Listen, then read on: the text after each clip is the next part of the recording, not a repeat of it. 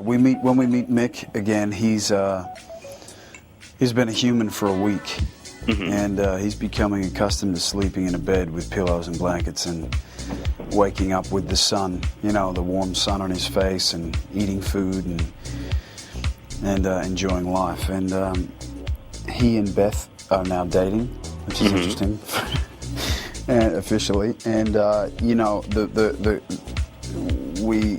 it's a really interesting case in this. There's a lot of different suspects, and we sort of move through the episode, and we get rid of each suspect until we're down to, you know, we whittle it down, and we find our man. And Mick is faced with this decision.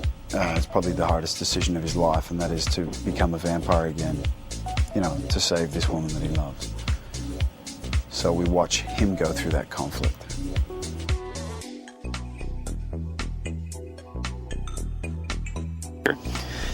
Well, I think, you know, I mean, I've been a fan of the genre for a long time, and I've been, you know, there's lots of movies, you know, Lost Boys and Bram Stoker's Dracula, and I mean, Nosferatu was fantastic, you know, you know, way back when, Anne Rice's Vampire Chronicles. There's been so much influencing me over the years, you know, in my sort of take on vampires, but essentially I just did my normal character work that I would do anyway about Mick St. John, and the fact that he's a vampire is just, I kind of know how to do that anyway. And so I approach this character as I would approach any character. He just happens to be a vampire.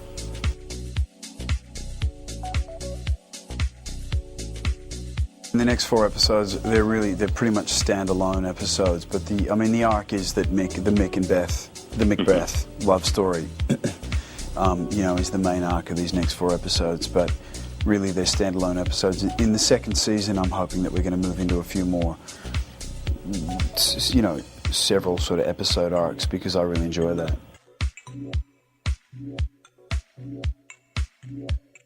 Episode number 15. Which is, you know, in three episodes away, is fantastic. Directed by Chris Fisher, who did episode number 7, where Morgan comes back. Carlin comes back as Morgan, and he's directed a wonderful episode. We've just finished it, actually, and there's a huge amount of flashback, and that's it might be my favorite of this installation of 4, and that's loosely it's about the fact that Mick thinks he has found his son. It's really interesting.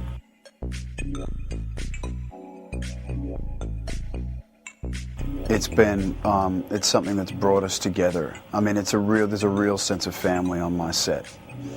These guys I've got like 90% of the crew that I started with, despite the fact that we're like, I don't want to say the hardest working show in Hollywood, but the hours that we do are unbelievable, and we're the first to arrive at the lot every day, and we're the last to leave. So you do the math, but you know, these guys work harder than any other crew I've ever seen. You know, and they day after day after day, and a lot of them, you know, really miss their kids. They don't get to see their wives and husbands very much because of the hours that we do. And in the face of adversity and all of this sort of turmoil and this, you know, I mean, a lot of other shows would have fallen apart, you know, but this one, it's just sort of glued us together, even, you know, we're just hanging on even tighter, and yeah, so no, not at all.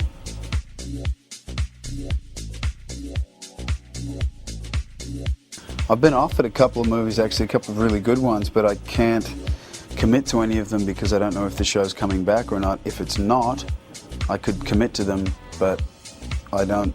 But by the time I know, the roles are going to be taken, and the other ones are they kind of overlap with the show if we do come back, and so I think I'm not going to be doing. I think I'm going to relax, which sounds pretty good anyway.